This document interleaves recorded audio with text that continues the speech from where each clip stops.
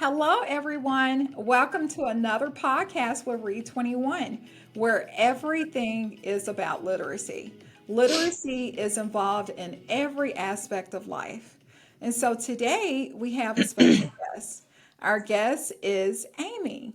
Amy is a person that I met playing pickleball, and she is awesome. But before I tell you more about Amy, let Amy introduce herself. Amy, could you tell us who you are and what you've done and what you're doing? Hi, my name is Amy. I am actually a mom and a grandma. I did meet Trisha playing pickleball. It's one of my favorite things to do. I do have an education background as well. I have a bachelor's degree in education, and then I taught pre-K and kindergarten for 10 years, I guess. And then I was also a private nanny for years and years and years previous to that. So Mhm. I feel like, and I've been a room mom or I've educated, went to read weekly with kids. So I've done a lot of that. So Yes. that's kind of what I've done. Wow. So it sounds like you really like kids. So that's a good I thing. do. I like a lot. So Amy, when you think back to our our meeting dealing with Read 21, hmm what was the problem that you were dealing with at the time and you reached out about working with Read 21? Well, I think if I recall correctly, it was about my granddaughter because when COVID happened, my daughter decided to homeschool her with COVID online when it all switched to Yes. online. And then when I was mentioning to somebody because she was almost like a year behind because even in first grade, my daughter decided to homeschool her. She was already lost all that fundamentalness that you needed in kindergarten. Like that was super fundamental things that she'd lost. And being an educator myself, I was concerned because I was like, she is so far behind.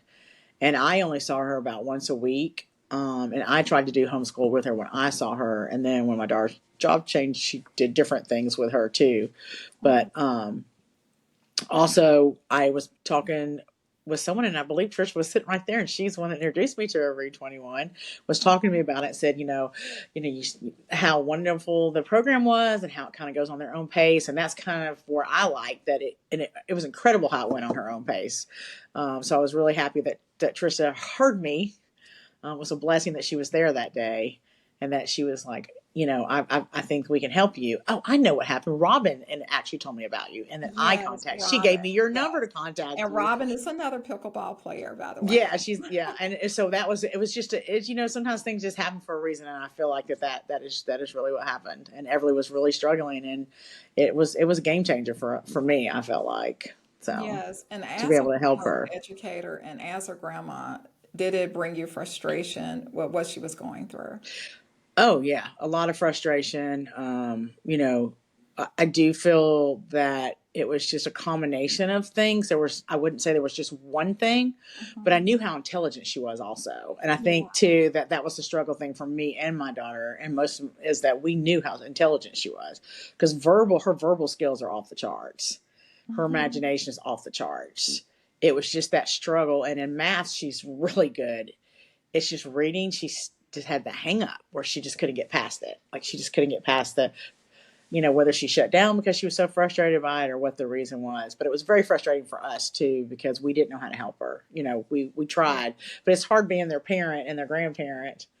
Mhm. So this program was kind of good for that because it took us kind of out of it a little bit too.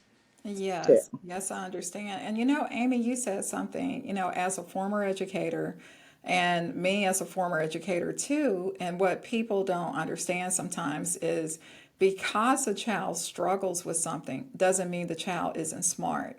It just means that the child probably needs a different way of being taught that particular skill.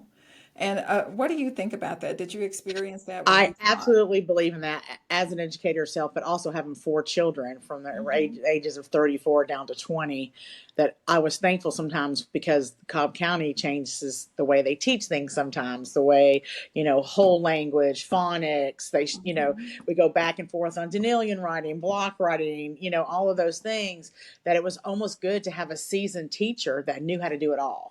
I wish that we had enough opportunity that we could have more one-on-one and like that because I feel like that is so important that not all children learn the same way. No. It's so they just don't. Some, I remember going to, when you're a teacher, you have to go to trainings. And I remember one of the trainings that I went to, and I probably learned this when I was in school too, but it's been a while for that. But one of the trainings that they talked about was that, some people learn things from seeing it, hearing it, touching it, you know, hearing it. Some people Yeah. learn just by seeing it. Some people learn just by hearing it. Some people can use two of those senses, but not all of those senses. So it kind of goes along with education as well, in Yeah. reading or math. It's some people just, for whatever reason, they need to, it's a different type of learning. And I feel like that's a struggle for a lot of parents and teachers. And so I felt, yeah, so that was a struggle for me. But yes, I absolutely believe that every child has nothing to do with intelligence. Yes, yes. And I like what you said about the different styles of learning, and for those of you that are not educators, when we talk about visual learners, that means that kids learn from what they see. When we talk about auditory learners, kids learn from what they hear. And when we talk about kinesthetic learners, kids learn from what they do. So they're physically doing something, touching, drawing, clicking, doing some type of motion where it helps them identify what the skills that they're learning. And with Read 21, we wanted to hit all of those. So that's why our lessons are built where the kids have every style of learning, because you don't know which kid you're really dealing with, but we want to make sure every kid has what they need. So that's pretty awesome. So can you tell me, what do you think was different about your granddaughter working with Read 21 versus what your daughter had tried with homeschool and Hmm. what she was dealing with in school before she homeschooled her? Right. Well, I think too, because it was online, it was very hard to do when they were that young because she'd never had an experience at school like that. So I think that was difficult. And that was But during I think, COVID. Yes. right, right, it was during COVID. But I also think that, what I liked about Read 21 is it was playful, but not too playful. It was encouraging, not like, some kids, they just feel like such a failure. Mm-hmm. It was easier for her once I got her started on it. It was easier for her to figure out how to do it on her own. I would sit there and help her, but I mean, she was able to navigate it. And I also feel like that it pinpoint certain things that she was maybe struggling with, and it was very repetitive. Like, I Yes. feel like that was super important for it to be a growing thing instead of just, learning one skill and then moving on and that's it. It was a building skills, and I like that. I like that it was repetitive also. I think repetitive is so important in education also. Yes, repetition is the mother of all learning. Yes, it That's is. why you wonder why, you can have a kid that does not know how to read, but they've Hmm. heard this song, a few times over and over. They can tell you every word of the song, but they can't read the words if those words were on paper. And Right. so that tells you that the child has the ability to remember and learn, but we just have to find a way for that particular child to learn. But in your And case, blending with her was mhm, really hard. And so that the way that the Read 21 does the blending as it goes on, because it's yes, still a struggle for her a little bit. So I was thankful that she got a good baseline of it, because I think that was hard for, like, I remember even with my own kids, how you do the flashcards and yes, all those. Okay. So I remember holding a word up to them, and they would look at it and they would say, let's say it's wet. They'd say wet 10 times, and then I show it to them the next day. They have no idea what it is. They won't even look at it. Go. And I think that, and I'm like, you didn't even look at it. So, because I think that when they struggle so much too, they just turn it off. Like, they don't really pay yeah, as much attention sometimes. So I think that was one thing I liked about this program, is it was so repetitive. And before she could go to the next level, we had to grasp this level. yes, But it wasn't in a discouraging way. I didn't feel like, yeah, it may have been more discouraging to her than it was to me, but I try to be like the positive, not look at the negative. Even as an educator, I looked for what the kids did right, not necessarily what they did wrong, but we could work on what yes. they were doing wrong. So I kind of took on this as a grandma, trying to do an education day with her, Hmm. once a week, the same way. I wanted her to feel successful. So we did a lot of math sometimes, because I wanted her because she was so, like, she still is. She still excels in math. Oh, On good. her report card, she's got all three pluses in math because she excels so much at it.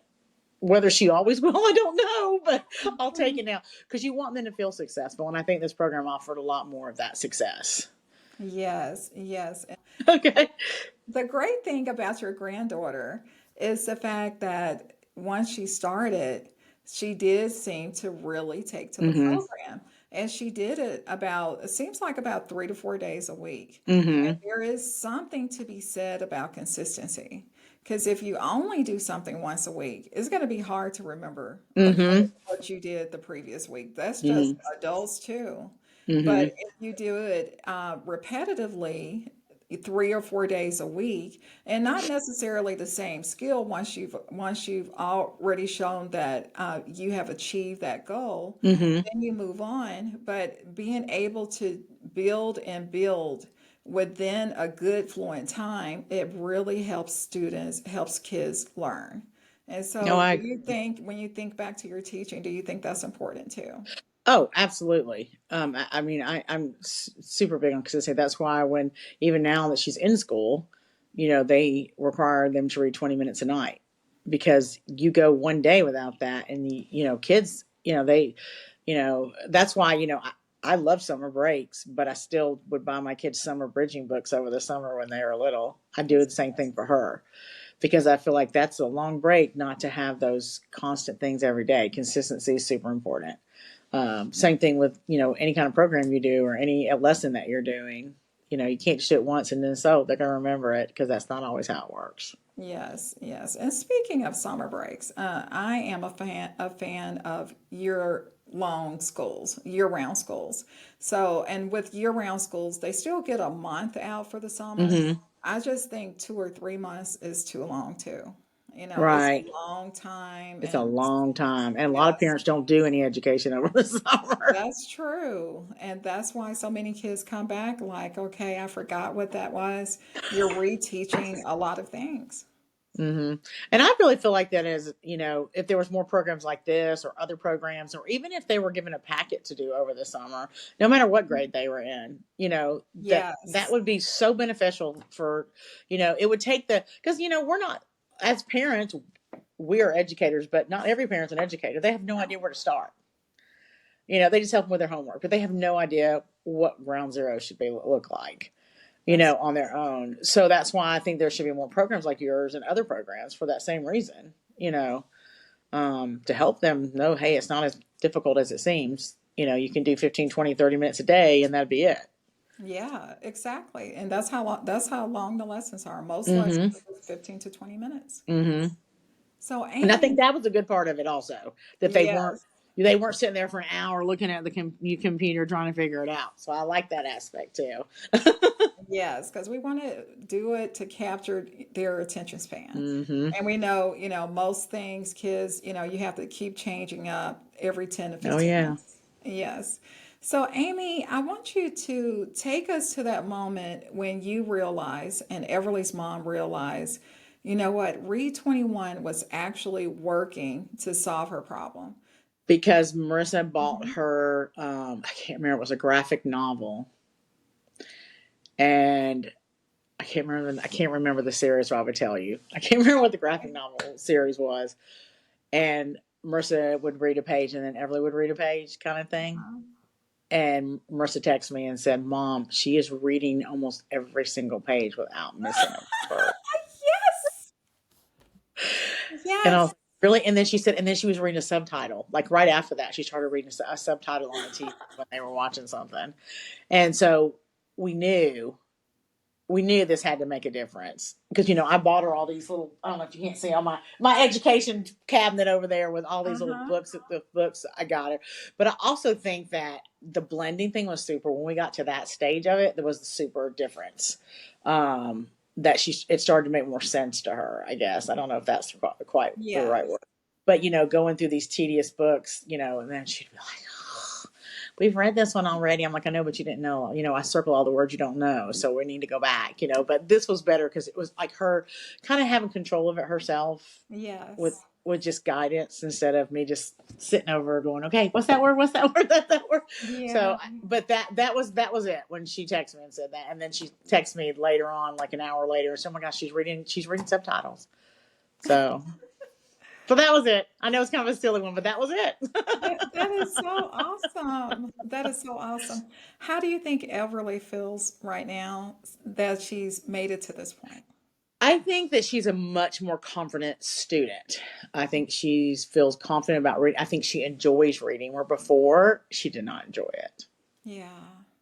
And she really likes graphic novels. So believe you me, we have bought her every one. We even pre-bought the last one in this series. That's not going to be out till February. And then my other daughter, which is her aunt and uncle, started her on another graphic novel series. They took her to the bookstore a couple of weeks ago. So that's exciting. We don't care what she reads as long as she's reading. Well, it's got to be age appropriate, but Of I mean, course. of Of course, course. but these are all age appropriate, but it's age appropriate in a sense that, it's still above her age a little bit. Like when you read the back, what age, it just starts at like 7 to 10 or something like that. Uh-huh. And she's only 8. So that's still a good, I'm thinking, okay, she's doing pretty good. There's occasional words she won't know or something like that. She does try to sound out more, where she didn't do that That's all before because she nice. didn't like it, but now she feels more confident about sounding things out. But I mean, I just think I think she feels so much better about herself. I think she feels so much more confident that, hey, I can do this. You Yes. know, And I don't that's ever want my awesome kid to or my know. grandbaby to feel like a failure. I just, that's just such a horrible feeling.